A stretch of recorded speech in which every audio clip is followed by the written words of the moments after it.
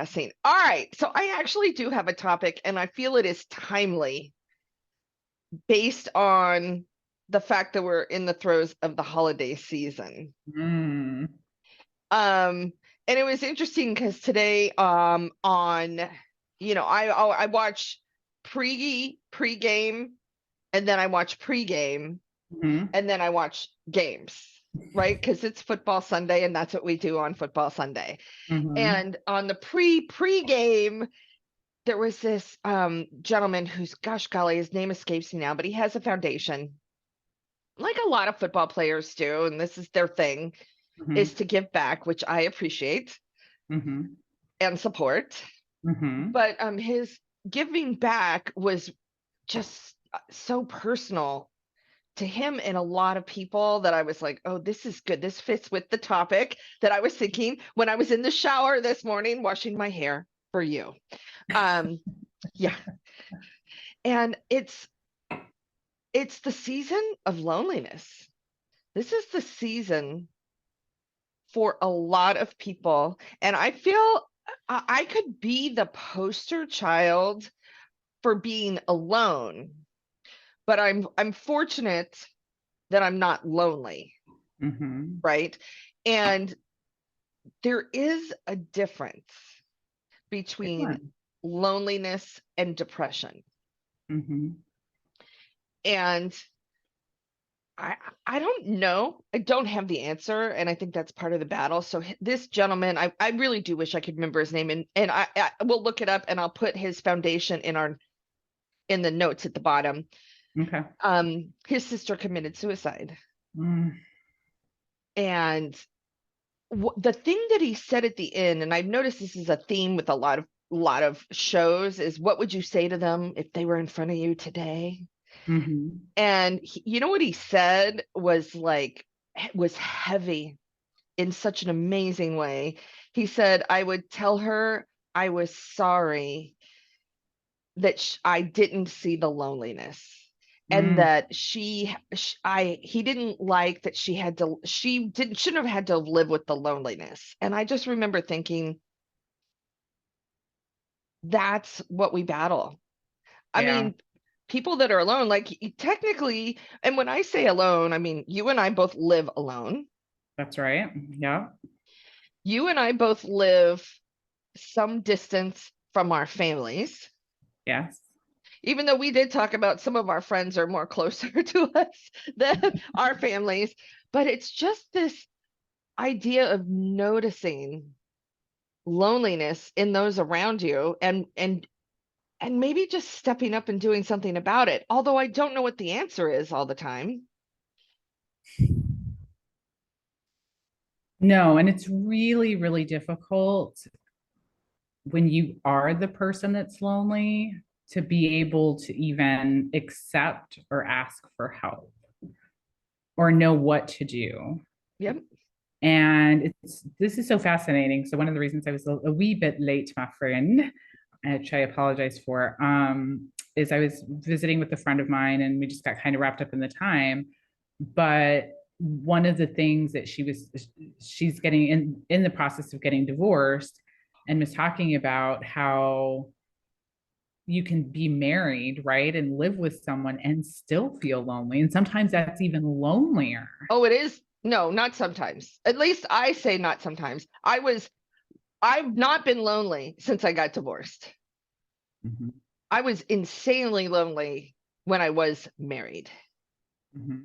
So I get it, because you think, by nature of the situation, you're with someone, and that person cares about you, and that person wants to be with you and talk to you and hang out with you, and and is concerned about what's going on in your life. And when none of those things happen, that's lonely.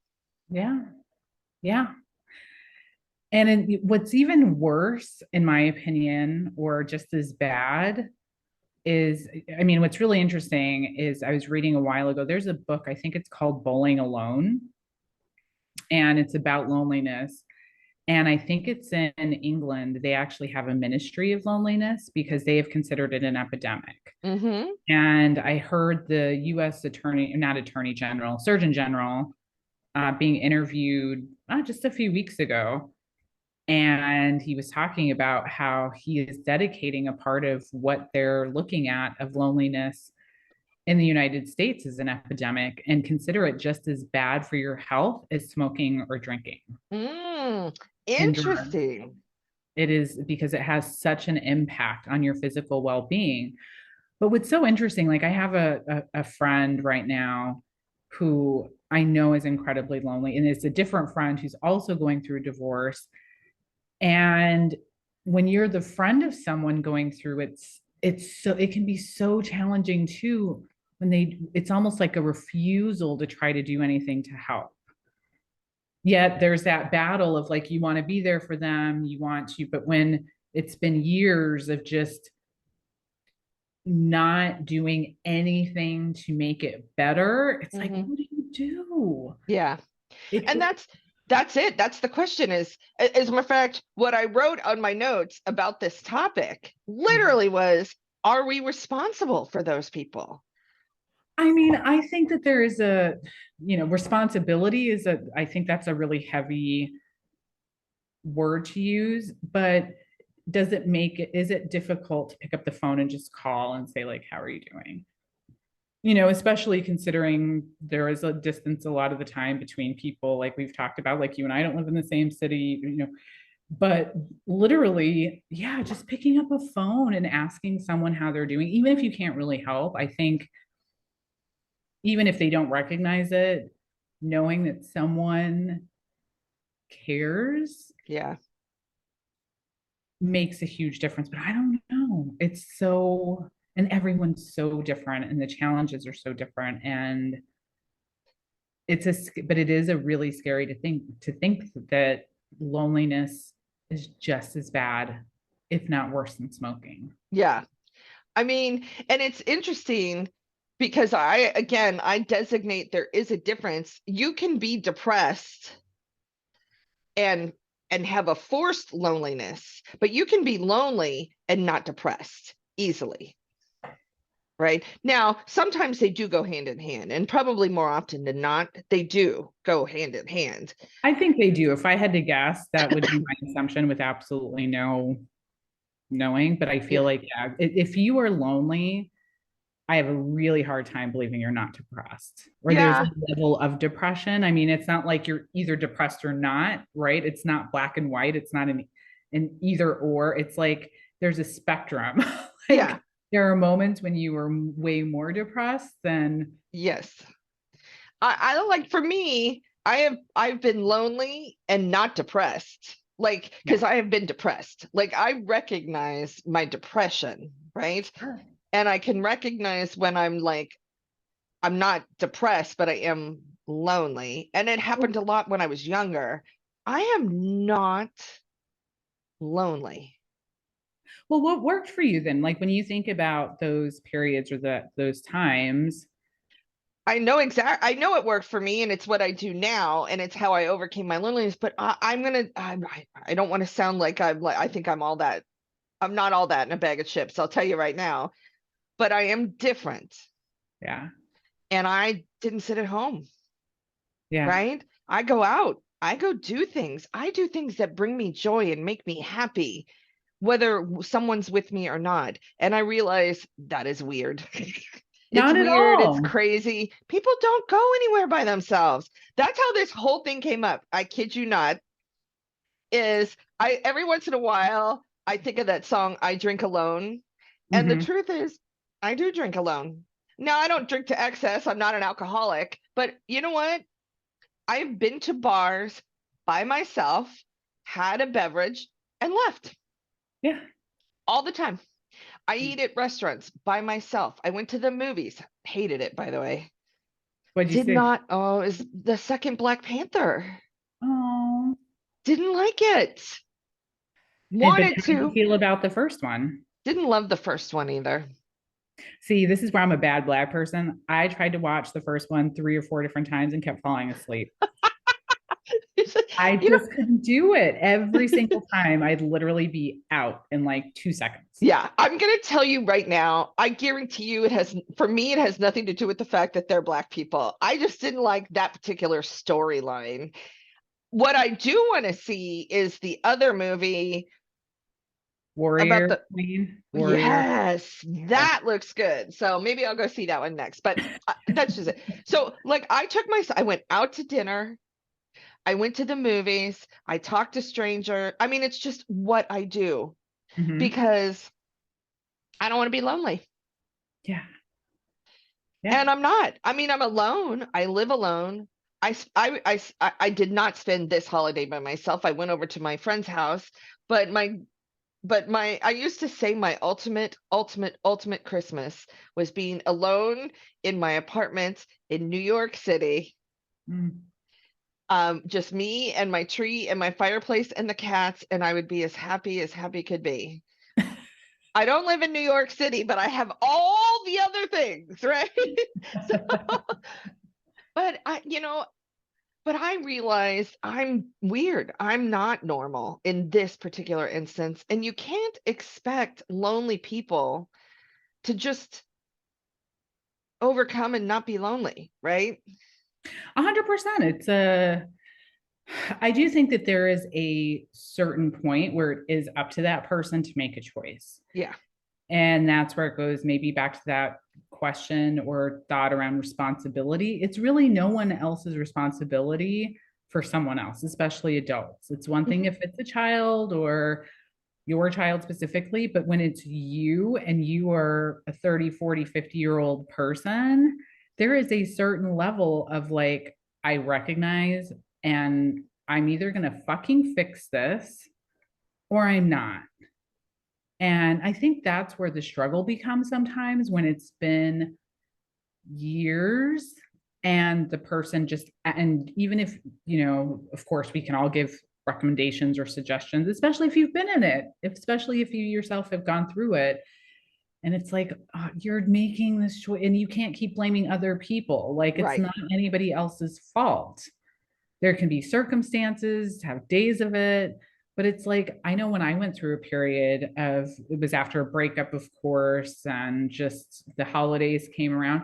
I just went and joined groups. Yes. Like so I did it alone, but then I ended up meeting some really wonderful people. I joined a bowling group and then we did something else. Oh, it was bowling in the winter and then it turned into kickball in the summer and then we did another one. Like I ended up meeting this little core group of people and I still talk to them to this day. And that was like 4 or 5 years ago.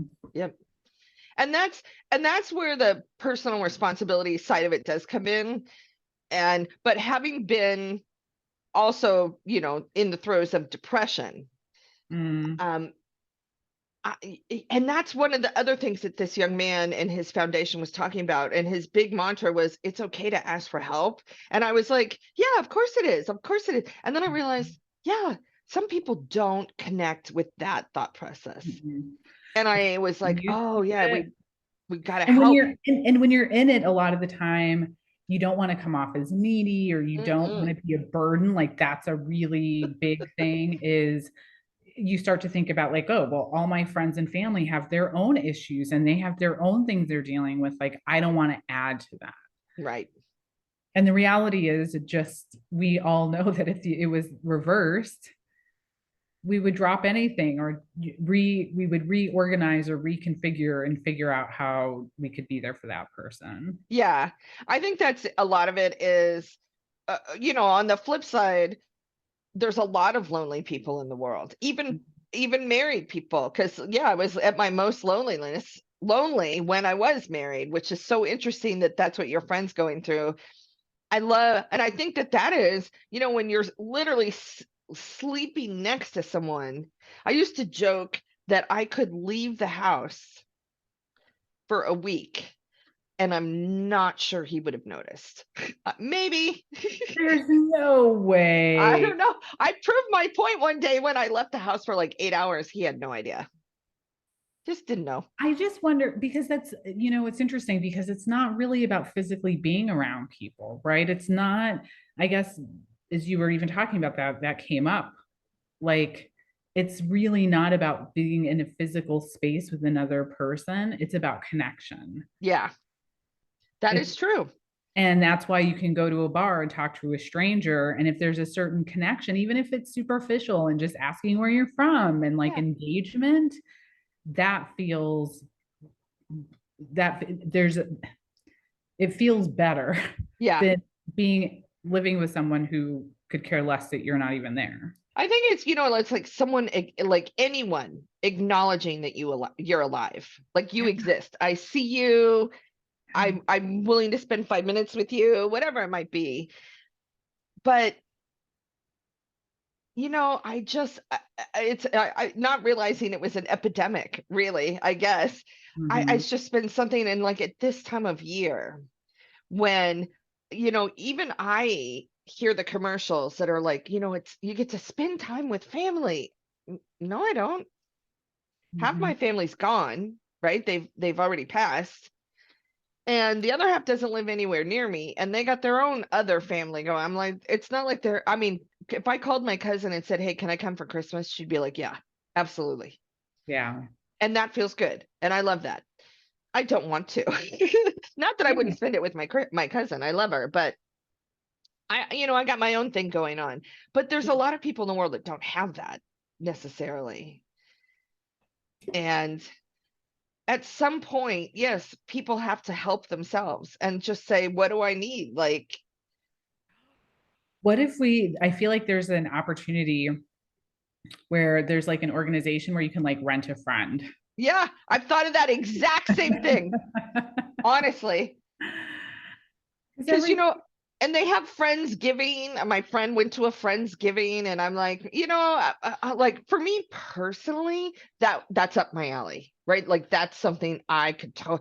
100%. You know Yeah. what? This is one of the best Thanksgivings I've had. I mean, granted, I love being with my parents and, being home or in Phoenix, but this Thanksgiving, I was here in New York and had some other friends that also don't have family here. And you know what? We went to the a bathhouse, like this spa bath, a Korean Oh bathhouse. yeah. Spent the whole day. We were there like 5 or 6 hours, got Korean scrubs, volcanic ash, whatever. I don't, who even knows what we did. There were all the saunas, there was the infinity pool. Yep. We literally hung out all day and then went to someone who went, we all chipped in and got the whole turkey dinner, cranberry sauce bowl, and it just had to be heated up. Yep. We ate, watched a movie, and it was wonderful. Like great conversation, had some glasses of wine, and we wrapped it up. And we had the best time. Yeah. Which is great. But it isn't it it's good that you and I are in a place where we can make that happen, right? I'm Mhm. I'm thankful. I mean, that's something to be thankful for. And I also think I'm reasonably good, and so were you, obviously, because you had a group of friends that were just like, "Oh, we're out here on our own," is like bringing in those people. But I worry. You know what? My problem is, and I will freely admit this, I worry about people. I worry about them. Yeah. Well, and what's crazy is we have such easy access to guns, right? I Yeah. mean, you have an epidemic of loneliness, really easy access to guns in most states. And then we wonder why suicide Yeah. is on the rise. And you Yeah. have inflation happening. People can't afford their rent, can't afford food. Politicians and our government don't really help or take care of the middle class. And then we wonder what's happening. Yeah. Even me, I wonder what's happening all the time. Yeah, I mean, it's insane. There's no easy answer. There's no rhyme or reason to a certain degree. It's like figuring out that there's a problem, right? It's almost like AA and just acknowledging and admitting that in the US, we have a problem with loneliness. Yeah. And how do you deal with that? And there, even according to our Surgeon General, like there's not an easy fix. They have a phone number, like there are phone numbers and hotlines that you can call just to talk to someone.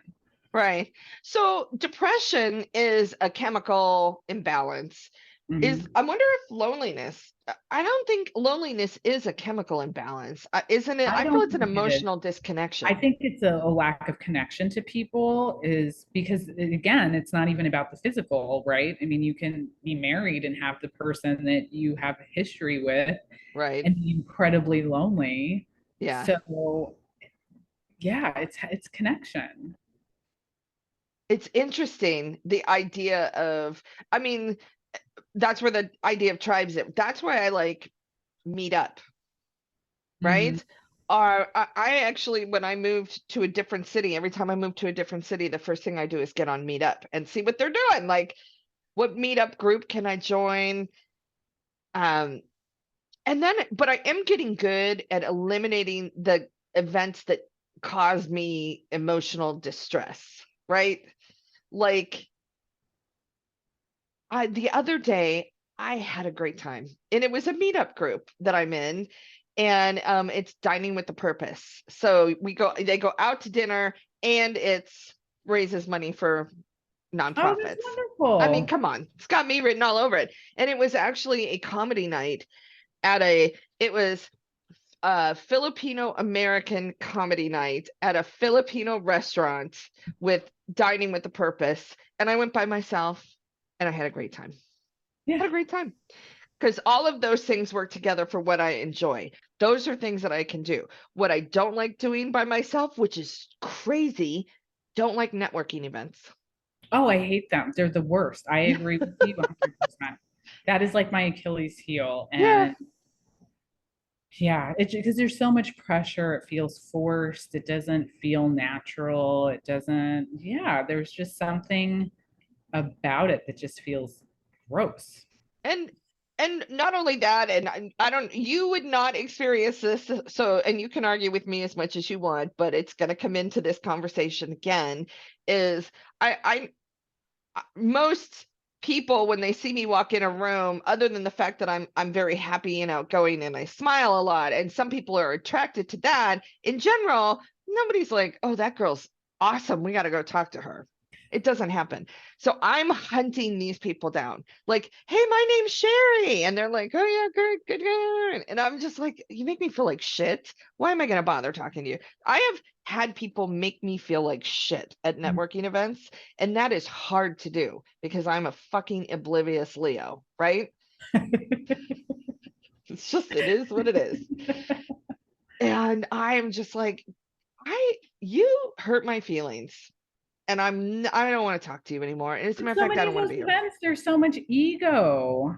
There's Yeah, so much ego. And you know that there are certain people that know everyone wants to talk to them and they make it very clear of who or what. I don't know. Like there's just, and yeah, some people thrive in those environments. I mean, I've yeah, known a few people, they have no, and with, but even then, it's like I was at a networking event not long ago and someone I was with it was wonderful, but like it would be crazy to me. You could walk up to someone, talk to them, get their name, get their title, and like, yeah, if they were not somebody that he was interested in talking to, he'd walk away. yeah, And I just didn't, I just can't do that. I'm yeah, like, if they seem interesting, I want to talk to them, even if exactly.